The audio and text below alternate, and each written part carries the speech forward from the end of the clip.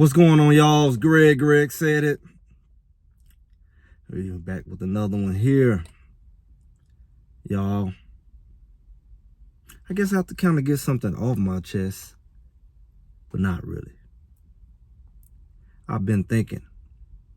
We've been talking about these Colorado Buffaloes.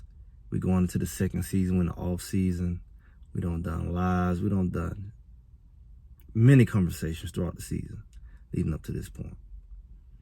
And it's like, it's been a year since Colorado has his new look. Coach Prime, his Louis back, and everything around the program, the excitement, the hype, whatever you want to call it.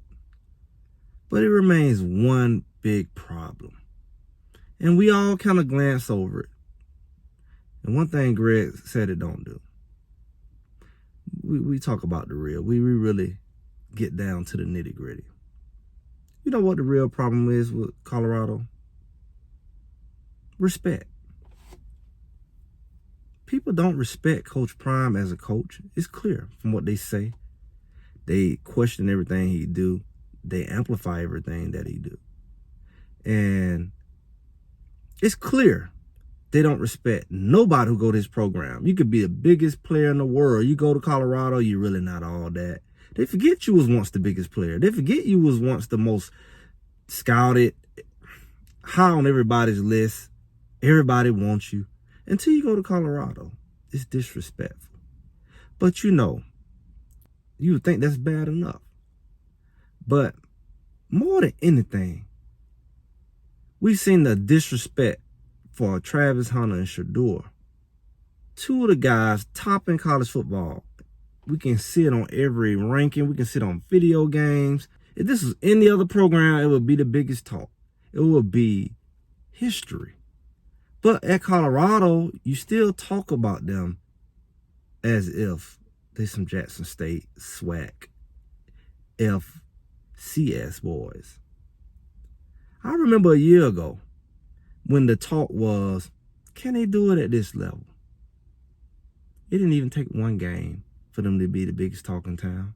It didn't even take one game for Shedeur to jump up the ladder, be the top quarterback in the country, to break all the records as far as, what was done at CU.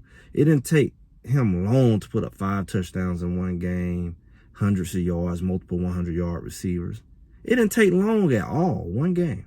It didn't take Travis Hunter long at all to show you he can do it on both sides of the ball and not just at little SWAC school. He actually did it on a higher level than he did at the SWAC school. He actually played more downs.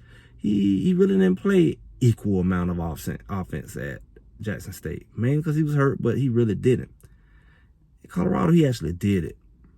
In the dying heat, in the elements, before and after injury, he did it. Every single game. You would have thought he would have let up. He did it every game. And everybody was in awe. His numbers are crazy. He really don't even, the numbers don't do him any justice. It don't do any justice for him. Because if you really look at it, you saw 2 touchdowns were stolen from him. That's touchdowns and yardage in his last game. He dropped a couple interceptions. He dropped a couple touchdowns. If you really look at those stats being included, it would be ridiculous. He would have been over a 1,000-yard receiver. Easy. He would have had he definitely had over half a dozen touchdowns. And he would have had over half a dozen interceptions.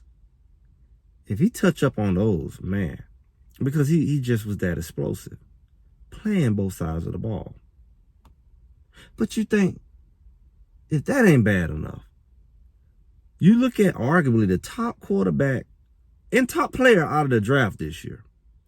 You still talk about him as he's some little SWAC quarterback. He playing daddy ball. No matter what numbers he's put up, you talk about him as if he ain't doing nothing. You talk about him, it's just not a big deal what he's doing. Everybody does what Shedeur is doing, right?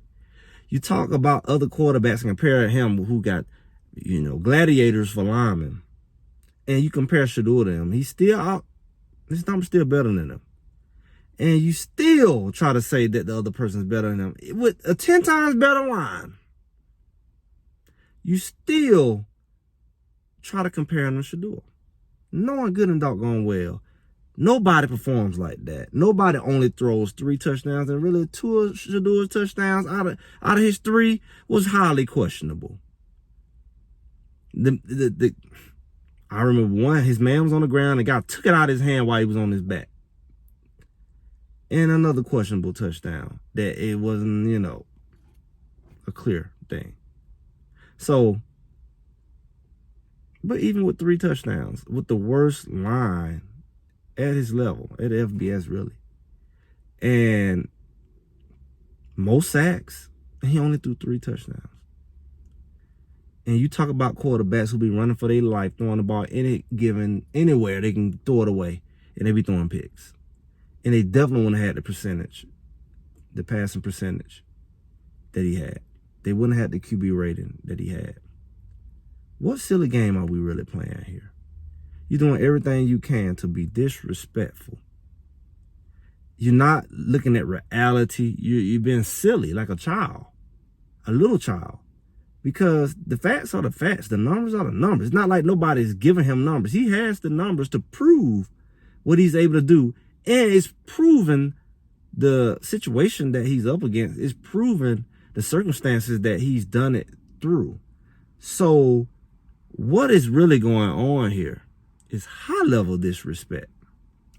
And the reason why nobody's giving Colorado credit, not because they record last year, because we saw what was going on. And we saw how close those games were. And we saw what they had to work with. And we saw the depth issues and the injuries. We saw all of that. And they still was in every game except 2. Yet, you talk about them like they just got railroaded the whole season. You talk about them as if they just was some kind of lay-down team that everybody ran through. You're disrespectful. Because it was some help. It was some referee help. It was some crazy calls. It was some weird stuff. Yeah, Colorado didn't help themselves a lot of time. Yeah, they didn't always use their personnel the best way. Yeah, they had some questionable culture issues and some conflict and some resistance and all of that. And with all of that, teams still needed help to beat them. They still needed some really interesting calls to put them over the hump or to hold Colorado back.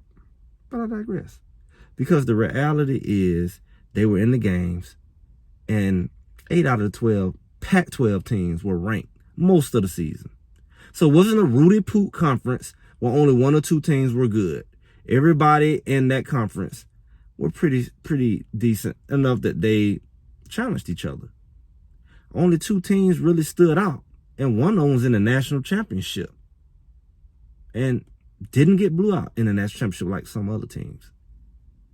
And the other team probably could have made the playoff. They probably was good enough to be in the playoff. If it was an expanded playoff, they would have been there because it was like number 5 in the country. They really just missed the playoff. And one of the reasons why they just missed the playoff because they couldn't beat the other team that was number 2 in the country. They beat them twice. That's the only 2 losses they had. And they were pretty dominant. I don't necessarily care for the coach and how he act, but they were pretty dominant. Not just in the Pac-12, but they would have been dominant. If the other team made it to the championship, that team was good enough because they pretty much went head-to-head both times they played them. They just couldn't get over the hump. So Colorado wasn't in a weak conference. And they really didn't play weak ball. With all their issues, with all their lineman issues, they still was competitive. And they had help, or the opposite of help, going against them. So let's be real, guys. Using these weak arguments as a baseline for what Colorado's going to do this year, as if it's not a different team, different staff from the key areas, OCDC. And I said this stuff before. So your basis is your fantasy of jealousy and hate for these guys, because it's not based off reality. It's not based off of facts. It's based off the reality that you don't like them. And when you don't like a person and you just make up stuff against them, that's weak. You got to give credit where credit is due. And I'm going to tell you right now, Shedeur ain't going to take no prisoners this year. That man all in a beach. He all on vacation. He everywhere. He taking that ball. He probably sleep with that ball. He probably take snaps in the shower. He on a whole nother level. If you think you seen something last year, a healthy Shedeur is going to look a lot like that TCU game all year long. Yeah, he's going to be the Penix of this year. It's already expected. So what you playing with? You don't have a Penix at quarterback with the weapons he got and be a losing team. Get over yourself. Haters, get ready to go back in hiding. You don't have a Heisman finalist quality quarterback, a better line, and the weapons he got at receiver. The Travis Hunter. Shante Webster, Mario Miller, Jimmy Horn, Will Shepard. We got Timmons coming. We got Russell coming. The baby T.O. We got some freshmen. You don't have them kind of weapons and don't produce.